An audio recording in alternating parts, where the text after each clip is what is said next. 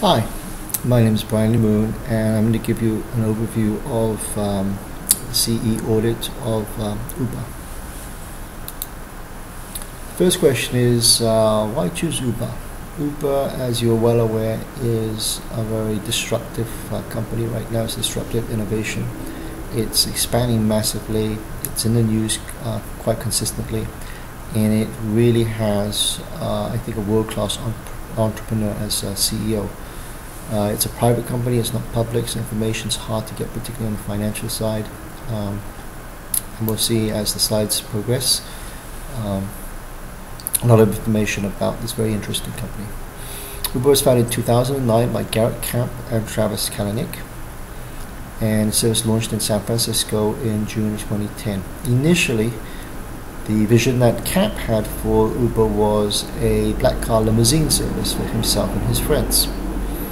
It wasn't envisaged initially as a taxi cab replacement service, and Travis Kalanick basically pushed back in terms of it being a very small idea. But over the following months, Camp was able to convince him that this could be a much bigger operation, and the rest is history. Uber currently is in over 60 countries, more than 500 cities. Its capital market value, if it were an IPO today, would be in excess of 60 billion, which is larger than Ford or General Motors. And it aims to provide the safest, reliable, and most cost-effective option for individuals to move across cities. Uber has two very interesting other businesses, which is Uber Rush, a kind of courier service, and Uber Eats, which is a meal delivery service. Uber claims to provide part-time employment for over 500,000 drivers globally. And in terms of the percentage of the US population that's used Uber, Pew Research have come back with a figure of about 15%. In the important 18 to 29 age groups, that figure is actually almost double at 28%, so that's pretty interesting. Its mission statement is transportation as reliable as running water everywhere for everyone. So Uber aims to be in every house in the world. A couple of points about Garrett. He's only 37 years of age. His net worth is in $5 billion range. His claim to fame is selling StumbleUpon, which is a software package which helps to personalize the web for an individual. He sold it to eBay for $75 million, and a few years later he actually bought the company back for $0, as eBay had basically lost a lot of the equity value of the company. Kalanick and Camp were at a convention in Paris, and they had problems getting a taxi, and that's where Camp came up with this significant idea in conjunction with Kalanick. Travis Kalanick is a very hard-driving CEO.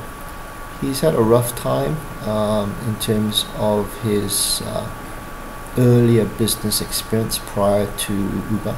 He dropped out of UCLA. He's a bit of a prodigy to start this startup company, ScoreNet. He secured funding from some wealthy investors, including Michael Ovitz, who became a mentor to him. Ovitz is the CEO of CAA, and is a very hard-driving, take no prisoners type of CEO. So that is shown in Travis's modus operandi.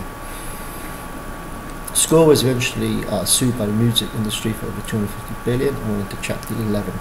For the next 6 years, Kalanick really focused in terms of rebuilding under a new company, Red Swoosh, to prove his critics wrong and to actually have a service which he could offer to the 33 core litigants that had sued him previously, to show them that he was kind of better than them.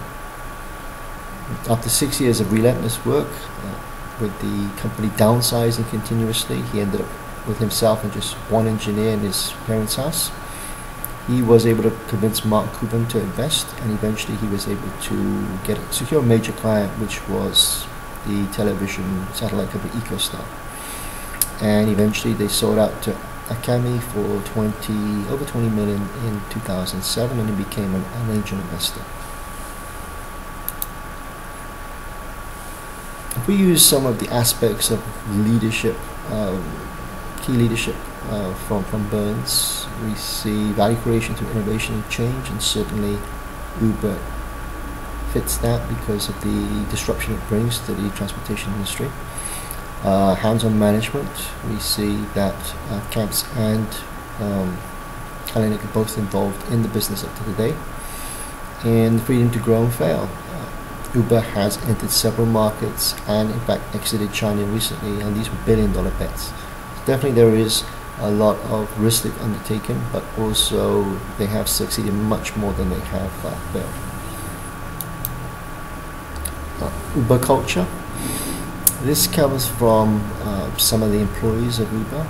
It's an extraordinary team. Senior team members have experienced failure in the past, and managers and employees are incredibly skilled, incredibly talented. It's a flat meritocracy. There's a lot of options. There's high growth. You Skype for meetings, so often you don't or will never meet some of your co-workers. Very high stress level. They say it's a sprint with a marathon work hours, 80 to 100 hours a week.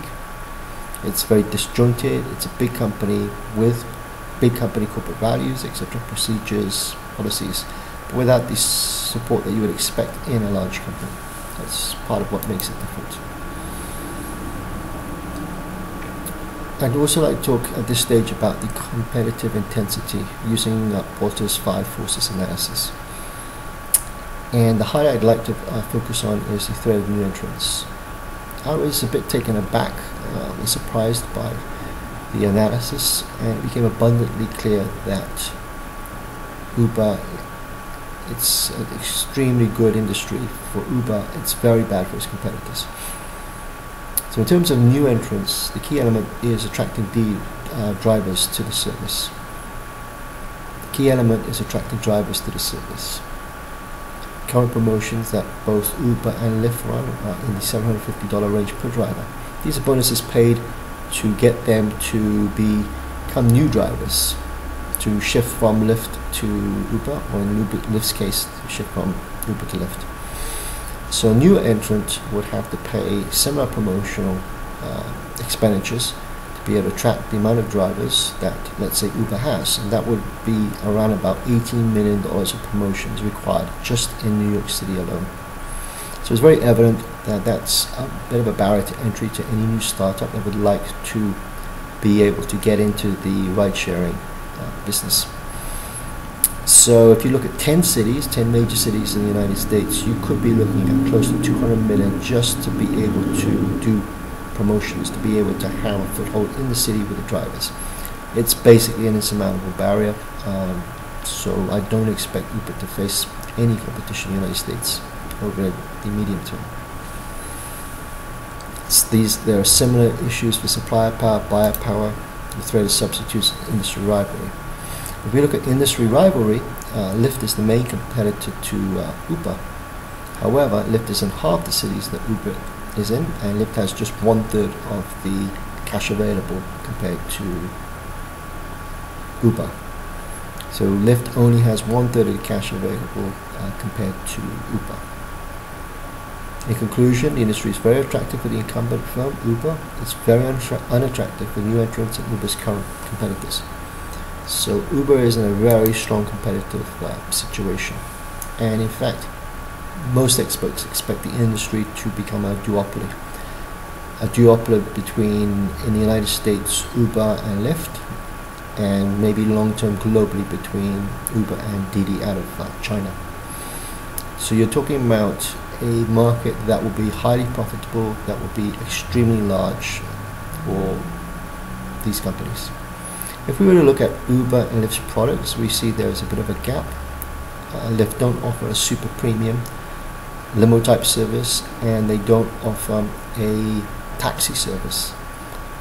Uber offers both, and this gives it a competitive advantage in some parts of the world where it cannot enter the cap market. It cannot and this gives it an advantage in parts of the world. And this gives it an advantage in parts of the world where Uber is unable to enter as a ride-sharing company. Uber is therefore able to get a footprint in the city by limousine service and possibly a taxi cab service, which will allow it to get its branding out there, become the dominant player over time, and prevent other entrants into the city. This graph of the New York City unique visitors, this graph of the New York City unique vehicles is quite interesting. It shows the growth of Uber. It surpassed in comparatively short time the licensed yellow cabs. And interestingly enough, the gap between Uber and Lyft is getting larger. That means that the number of vehicles dispatched, the number of paying passengers, is increasing more rapidly for Uber than it is for Lyft. Over time, that should mean that Uber will continue to have a bigger market share than Lyft. Lyft is not closing the gap. Let's take a little look at entrepreneurial intensity. As we all know, the level of entrepreneurial intensity is linked to a high level of corporate entrepreneurship. In the 17 areas that I graded Uber and Lyft, there were 2 areas I couldn't grade because I didn't have the internal information. But in the remaining areas, Uber outscores Lyft significantly. And therefore the conclusion is that within its industry, Uber has the highest level of entrepreneurial intensity, and by extension the highest level of corporate entrepreneurship. Based on Uber's highest level of entrepreneurial intensity, scoring relative to its industry, it's evident that Uber has by extension a high level of corporate entrepreneurship. So using entrepreneurial intensity scoring, we see it pointed to this high level of corporate entrepreneurship that Uber has. I also use the CE audit grid. This is Burns 2008, which has a scoring of 60 versus the 2013 model, which has a scoring of 100. It's quite interesting because leadership scores very highly at 56, which is what we kind of expected because of the famous CEO that Uber has, and the need to have this key spokesperson and key leader who's able to rally the troops and is able to surmount some of the regulatory issues and other country issues that come up as municipalities and even governments try to prevent Uber from expanding in their territories. In terms of strategy and culture, pretty high at 53 and 54 respectively. Structure is the lower score, and you intuitively expect that because Uber has been expanding so very fast that it leaves sometimes its structure behind. Its structure has not necessarily caught up, as we saw in the cultural grid with the rest of Uber. But still, versus its environment, it's ranks very highly, and the environmental score is 53. So in 3 of the areas we're ranking above the environment, and the max score is only at about 60. So the conclusion is that Uber has a high leadership and culture. So the conclusion is that Uber ranks highly in terms of corporate entrepreneurship. So the conclusion is that Uber ranks highly in terms of corporate entrepreneurship in those 3 key areas. Innovative intensity. As Burns notes, for long-term success, innovation is essential in organizations. Uber's product is disruptive innovation. It creates a new market and value system and displaces an existing market and existing market leaders. Many of these major cities serviced by Uber have seen traditional taxi cabs lose as much as 40% of their business over time. And Uber, by harnessing new technologies and providing a far superior product to the taxi cab industry, will continue to be able to maintain this and even grow to an even higher figure than 40%. This is a graph. This is a diagram of Uber's disruptive innovation. We see on the x-axis the frequency of innovation. On the y-axis we see the extent of innovation from incremental to radical. In Uber's case, it's radical and not too frequent. It's difficult to have a lot of radical, game-changing innovation on a very frequent basis. In terms of the products that this disruptive innovation is or represents, we have, so in terms of this disruptive innovation, we have three main products. UberX, which is the on-demand taxi cab service. We have Uber Eats, which is meal delivery, and we have Uber Rush, a courier service for important documents or time-sensitive information that needs to be couriered or transported within a city.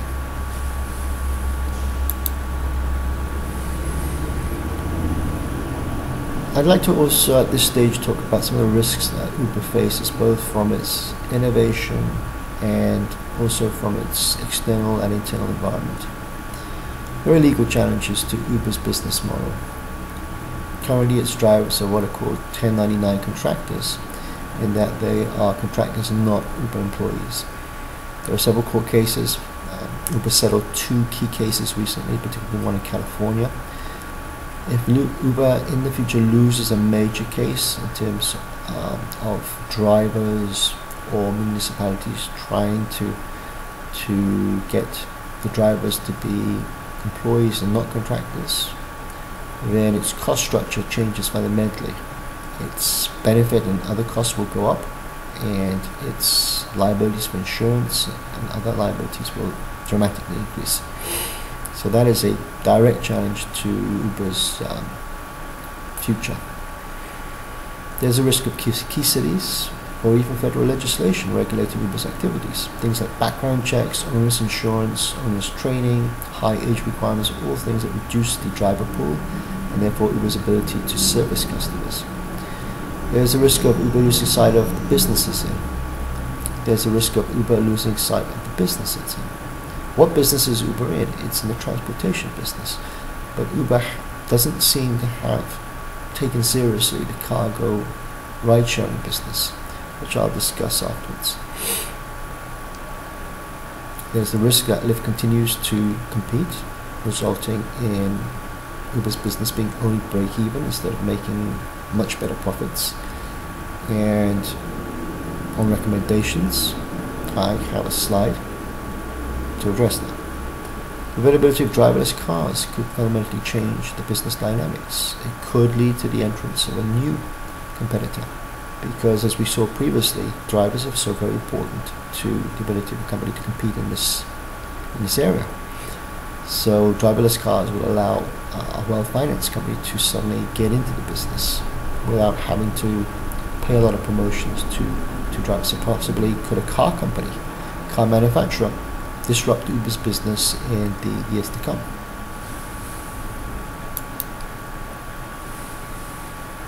There was a lot of dramatic news on August the 1st.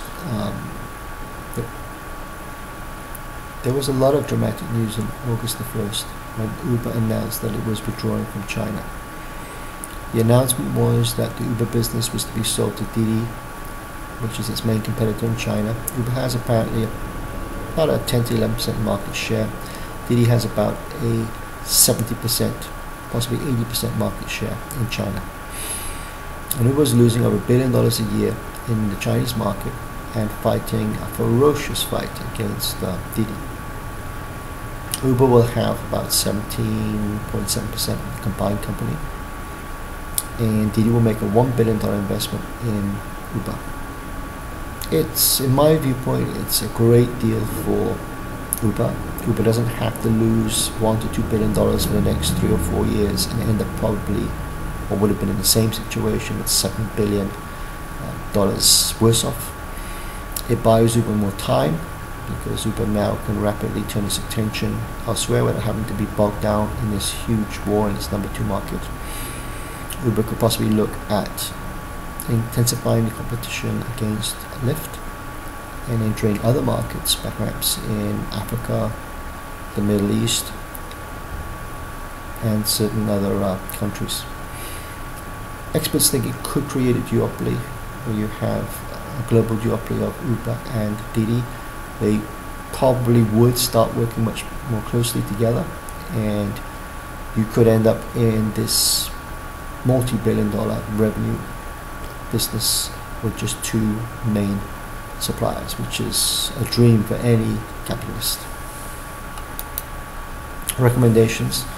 So in summary conclusion, so in summary and in conclusion, we've analyzed Uber and come to the conclusion that Uber shows a high level of corporate entrepreneurship.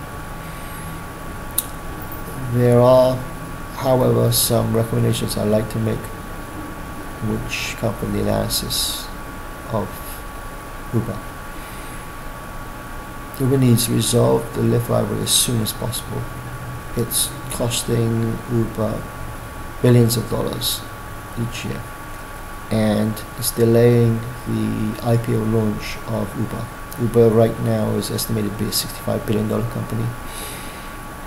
The buyout of Lyft would take $7 to maybe $10 billion in cost. That means that the Lyft shareholders could possibly get 15% or less of a revised, large merged corporation. But on the bottom line, instead of the hundreds of millions that both companies are paying for these driver bonuses and other costs, there would be a much more reduced and efficient bottom line. Uber needs to launch a Uber cargo service. The industry is huge. It's over 10 billion tons of cargo per year that are trucked in the United States alone, and over 120 billion in revenue. If Uber were to get just 10% of this market, that's a good $10 billion top line. And typically Uber would charge a 20% fee, so if that were reduced to 10%, we could be talking about $1 billion in net profit per year. Uber needs also to accelerate its other opportunities. It has vehicle financing and rental opportunities. Uber rents cars to its drivers, it sells cars to its drivers, provides the financing through both Toyota and Hyundai. In some Chicago Toyota dealerships, Uber is already 50% of their sales. With 500,000 drivers around the world, Uber has a built-in reservoir of car users. If cars are basically renewed every 5 years, that's potentially 100,000 cars per year in potential sales. That would be higher than the amount of cars that some car companies are selling in the United States. The Uber Eats business is potentially a huge business. This is for meal deliveries in city areas. So the concept would change from an employee leaving a business at lunchtime, standing in a line, and then coming back and eating lunch or eating lunch out and spending possibly 20-30 minutes of wait and travel time. If the meal is delivered to the employee, there's no need for a cafeteria, a canteen. Possibly there's no need to have a subsidized meal option within the office for employees. Instead, meals can be delivered by Uber within 10 to 20 minutes from a designated restaurant, and it's a real game changer. There are already UK corporations which are already in startup and attracting funding up to the $100 million range. So it's definitely a area where Uber is already operating, and you can see some acceleration in this area because there are a lot more job postings for Uber Eats managers in different cities. The last slide is on learnings. What are the learnings? What have I learned? What I've learned is that Travis Kalanick is already a legendary entrepreneur, having taken Uber in less than 6 years to evaluation, which is in excess of Ford or General Motors, both in existence for over 100 years.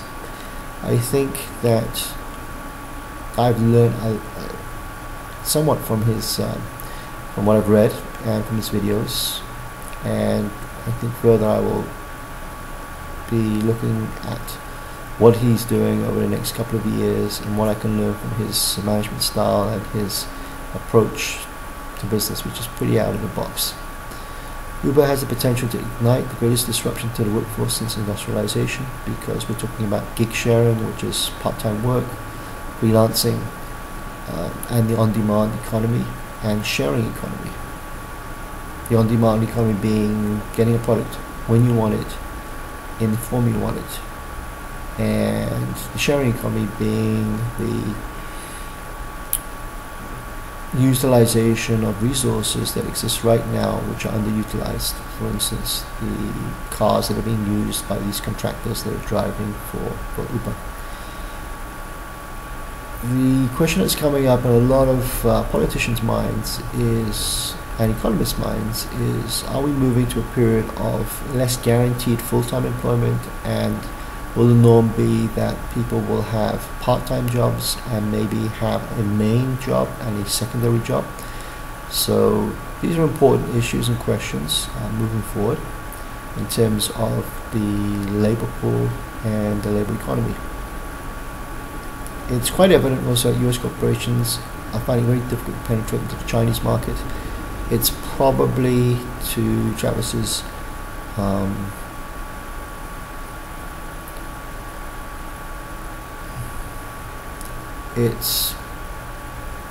it's going to be seen as being a great decision, and that was made by Travis, to cut his losses and not spend years trying to penetrate a market which has been almost impossible for US corporations to benefit from or penetrate.